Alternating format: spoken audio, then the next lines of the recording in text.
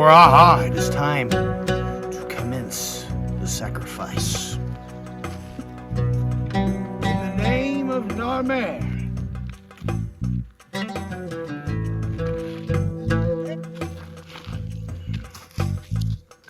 The slaves will be given from the great god above, the god Horus above.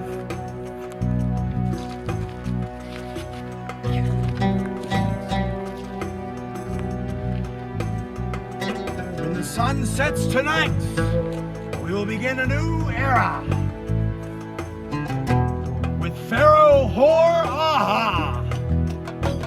We'll continue our empire in the name of Horus.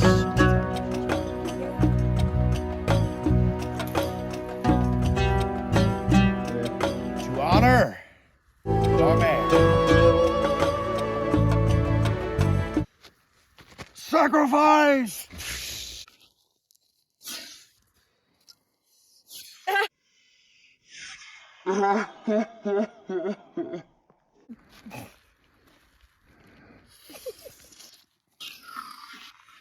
With this heart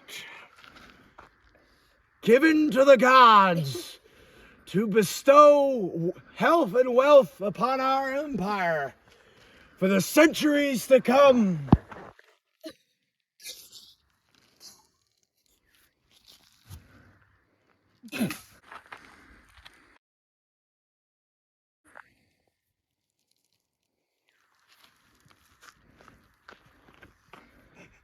And we'll crown the new Pharaoh, Hor-Aha.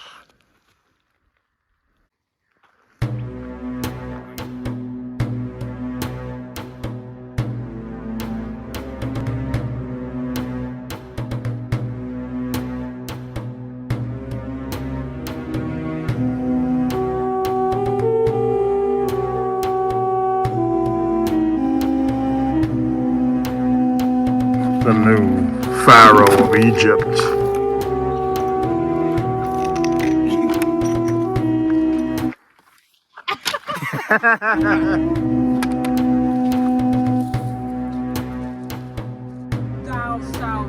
Thou shalt drink.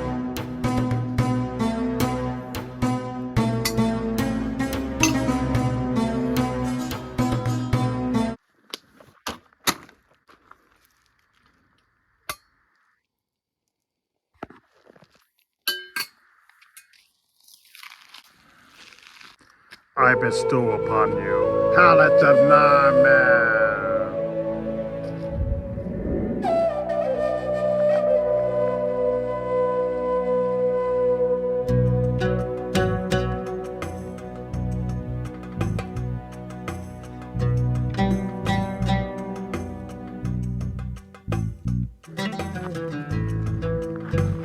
Pharaoh Hor-Aha. All right, servants, I need you to go get me some food. Yes. Because I'm very hungry. So I need you to get me some sacred rocks. The gods have given me 10 rocks from the stars above. I need you to collect them for me so that way I can feast tonight. Why do I have to collect all these rocks? Well, you see, you better be getting used to it because by the time I die, you will be sacrificed to serve me in the afterlife. This is 5. Whoop! You see this item here? Mm-hmm. This is the pallet of Narmer. Get on your knees. Was given to me in the ceremony honoring my father. My father conquered what is known as Lower Egypt from Upper Egypt. He is the first to unite all of these lands. And in his honor, every pharaoh from this point forward will be bestowed this pallet. And you will be sacrificed upon my death to serve me in the afterlife. Now, And today is the official debut of the newest series here on the channel, Pharoah Phriday. Now, as you can tell by the intro of this video, in this series, we're going to be going through the entire 3,000-year history of one of the greatest ancient empires. No, the greatest ancient empire to ever face the earth, ancient Egypt. Now, we're going to be going through every single dynasty, from the first dynasty all the way to the fall and the annexation by the Romans in the year 30 BC with Dynasty 31. Now, today, we're going back all the way to the beginning. Now, let me get this ancient Egyptian disclaimer off before we get started here. Everything that is talked about in this video, take it with a big, big grain of salt, because for those that are not aware, the events that we're going to be talking about today took place about 5,000 plus years ago. And a lot of the records that we have are not 100%, and all these pharaohs, we're not even sure completely if they even existed or not. And a lot of the sources clash with each other, so it's very difficult to tell what's 100% accurate and what's not. But I'm going to try my best to piece together everything that we can to give you the best content possible. Now, Dynasty 1, although is the first official dynasty in Egypt, it was not the start of the empire. I'm going to start today by talking about pre-dynastic Egypt and how the Egyptian civilization first began. So, to do this, we're going to need to time travel all the way back to 10,000 BC.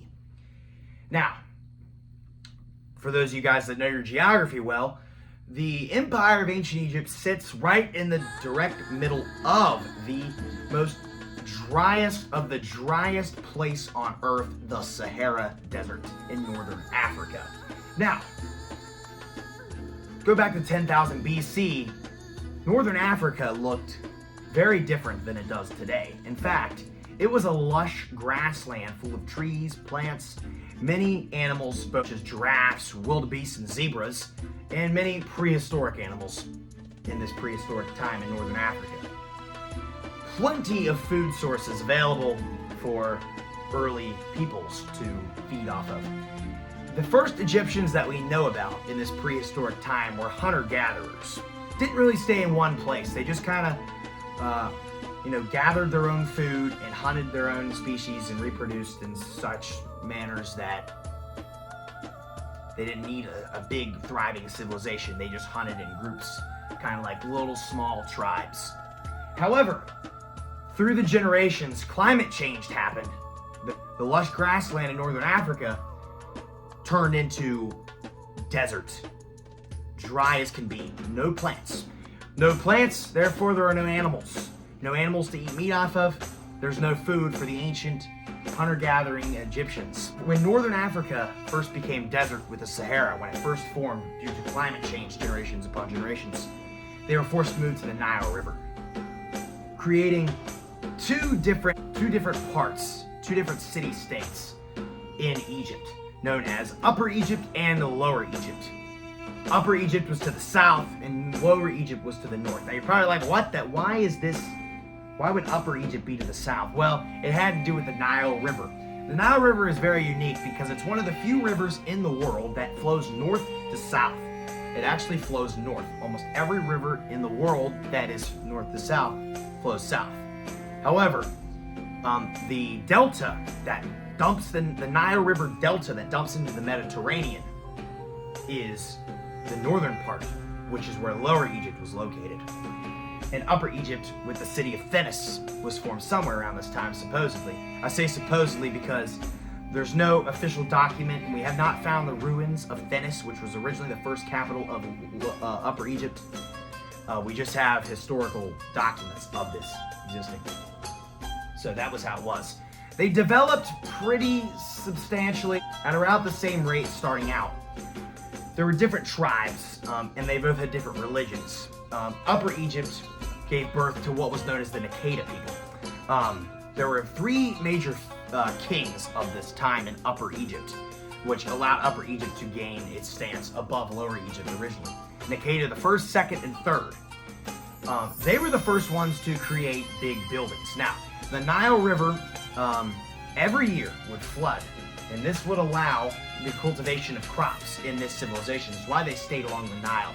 All of the old cities were built along the Nile. The Nile flooding every year allowed the soil near the Nile to stay fertile. Therefore, they could grow wheat, corn, and whatever they needed to survive and live off of it. The mud would also get really moist, and then it would dry up since we're in the desert. So the Egyptians, the ancient Egyptians, found a way to kind of build with the mud, build clay homes, and it would just kind of, after a while, dry up and stick and stay really, really strong.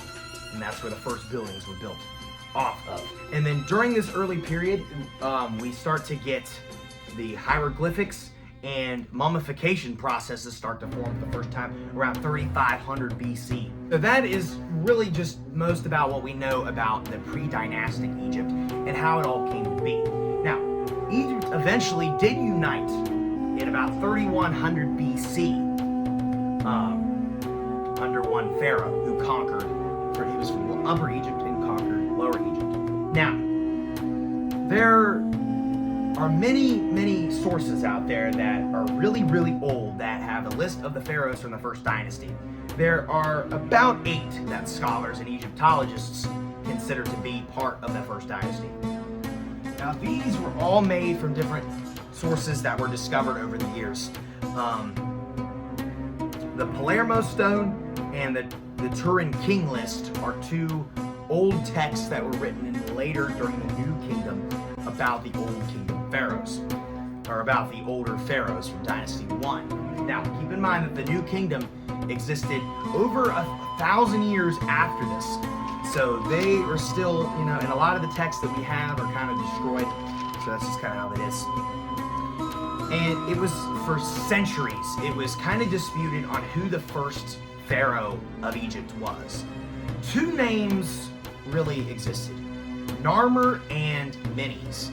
Now, it was disputed for a while. Most Egyptologists from 1799 through the late 1800s just kind of assumed that Narmer was the last king of the pre-dynastic period and Menes was the first king of the whole empire in Dynasty 1, the first Dynasty 1 pharaoh.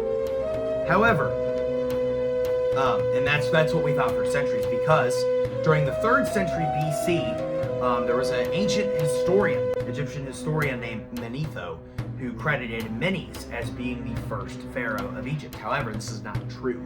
Now, though it's not necessarily not true, he went by 2 names, Narmer and Menes. Now, in 1897, an Egyptologist from Britain, Sir Flinders Petrie, took some expeditions into Egypt, and he discovered many things. He is known as the father of archaeology. He's the guy who discovered the huge statue of Ramses the Great and all this stuff. But he was the guy who made the assumption and the final verdict that Narmer and Menes were in fact the same person.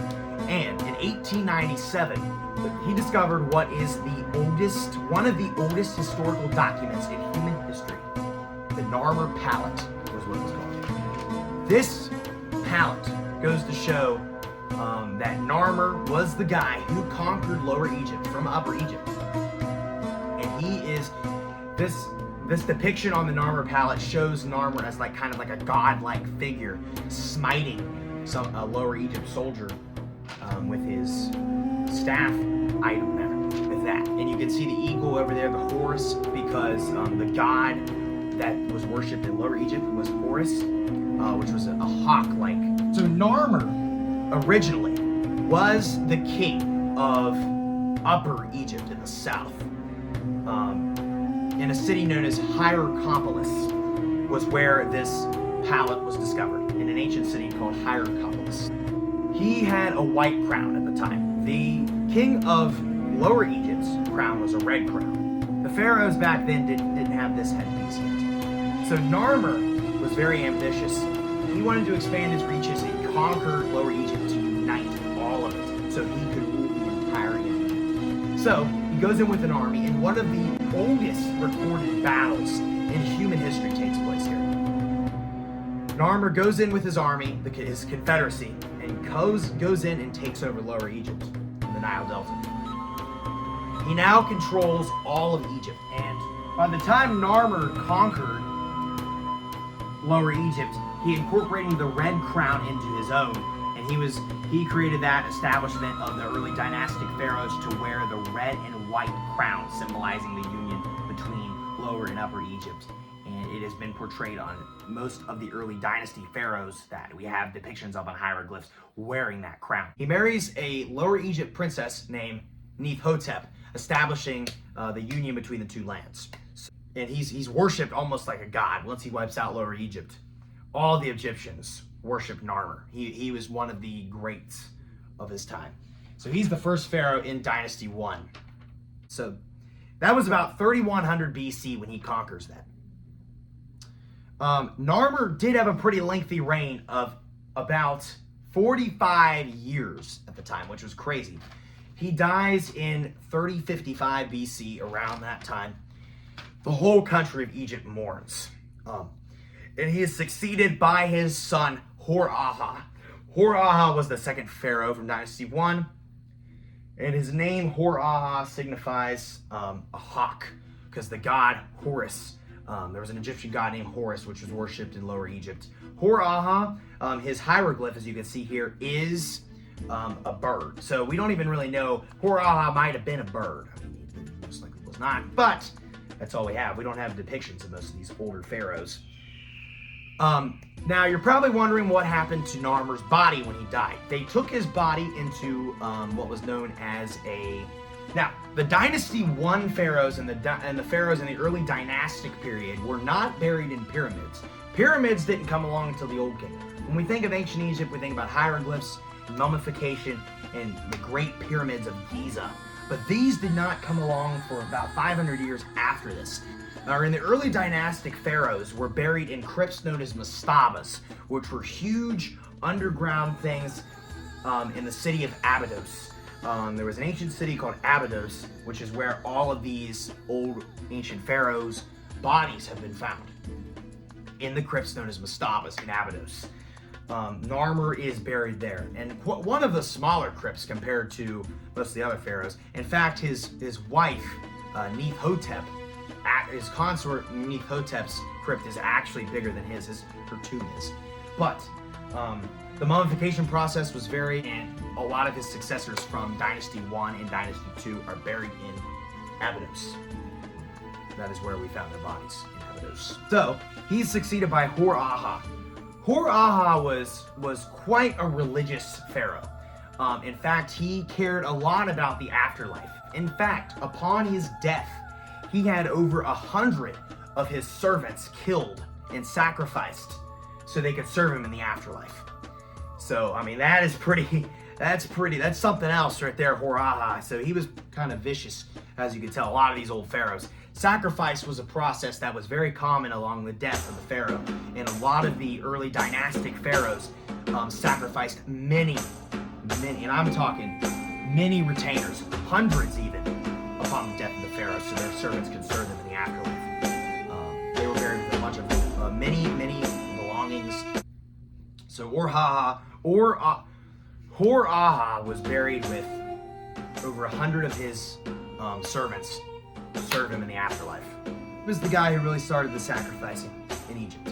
Hor-Aha is believed to be the founder of Memphis, the ancient city of Memphis. Hor-Aha moved the capital from Thinis to Memphis, and Memphis is one of the most famous, most prosperous cities in ancient Egypt.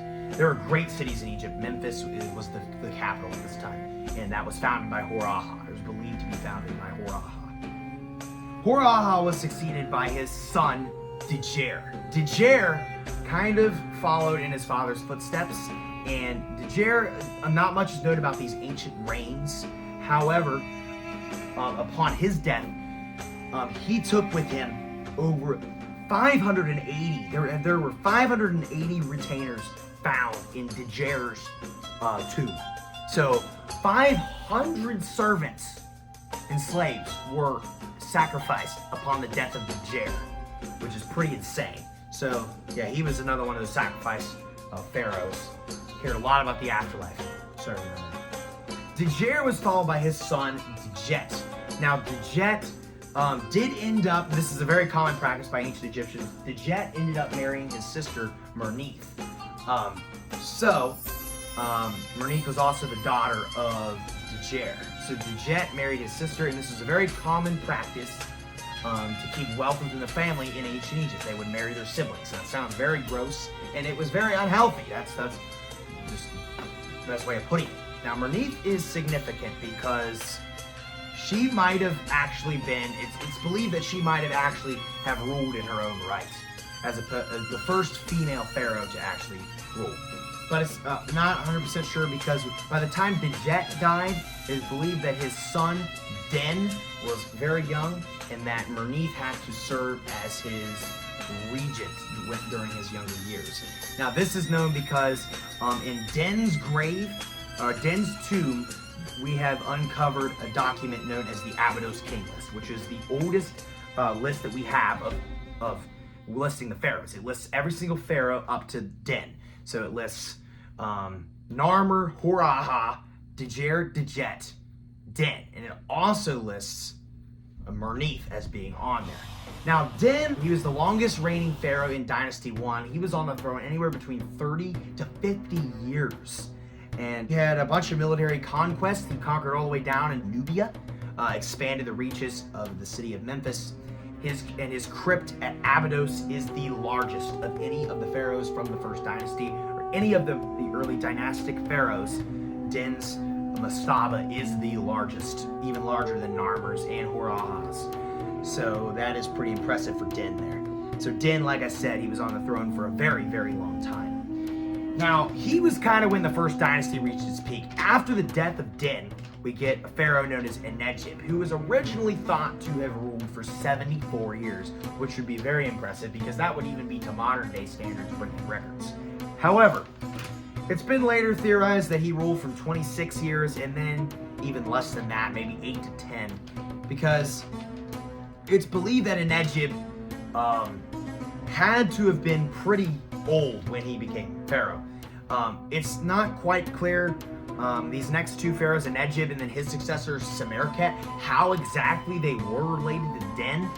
Some believe that Enedjib might have been Den's brother, Enedjib might have been Den's son, and Semerkhet might have been Enedjib's father. It's not, or brother. It's not 100% clear on the succession with there, but it is clear that from Narmer all the way to Den was simple father-son successions. Myself here, Enedjib didn't really do a whole lot. He was buried with over 170 of his servants when he died. They were sacrificed upon his death.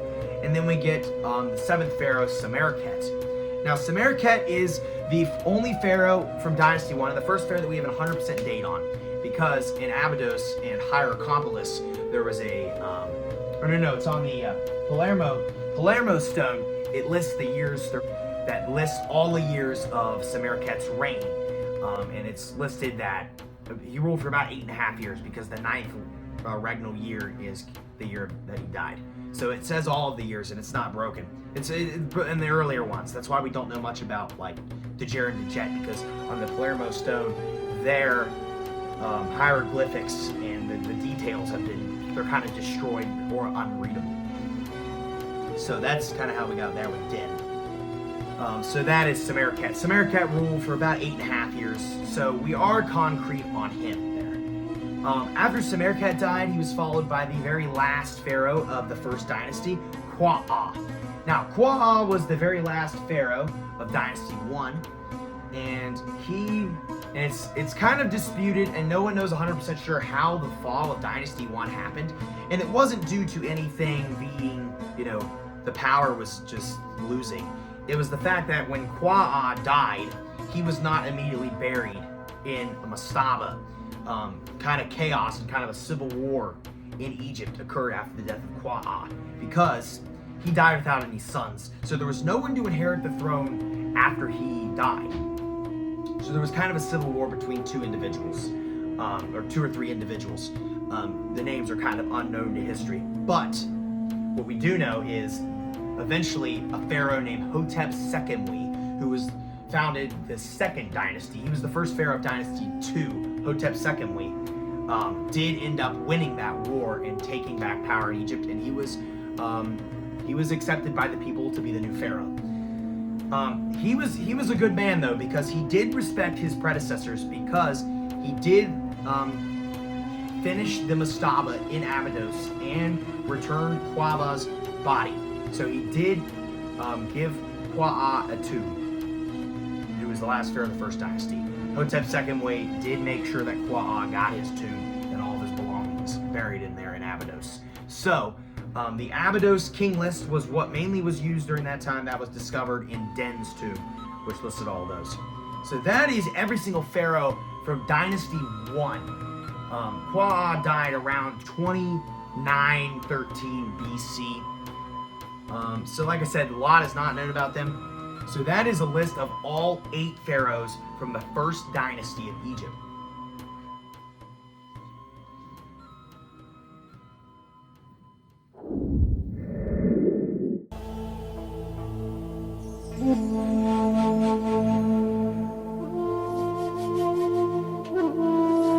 Here you are, Your Majesty. With this stick, I will conquer all of Lower Egypt. And I will do it in time.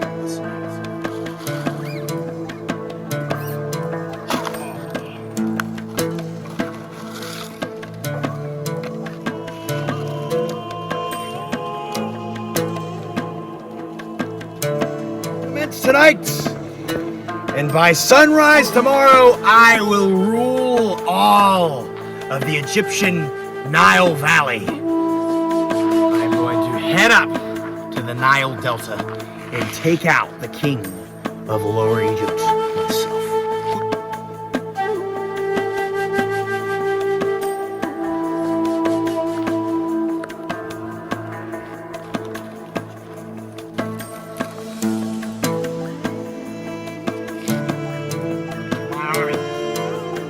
March!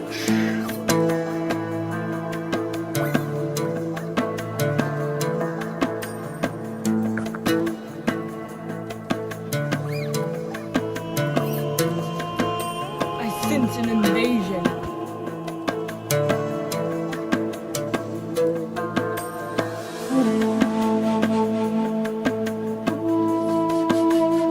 Battle stations engage and men get ready to attack.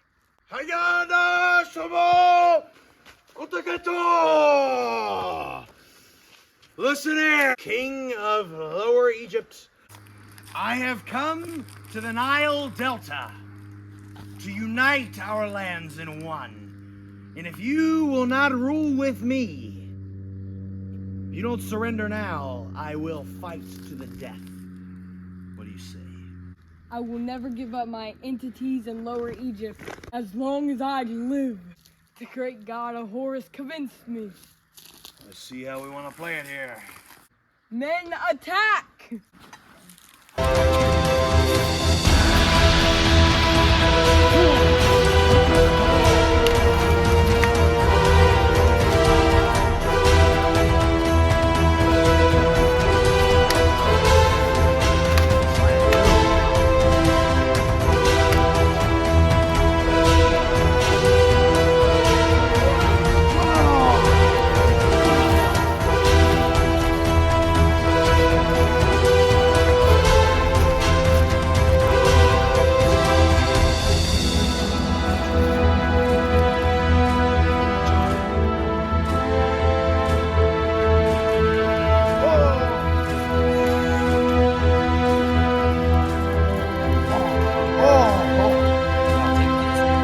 It's the end for you.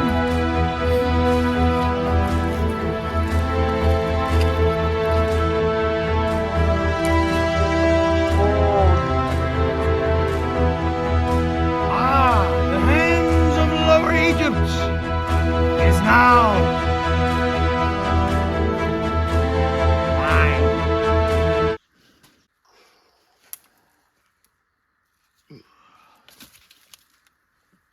And I will unite all our prosperities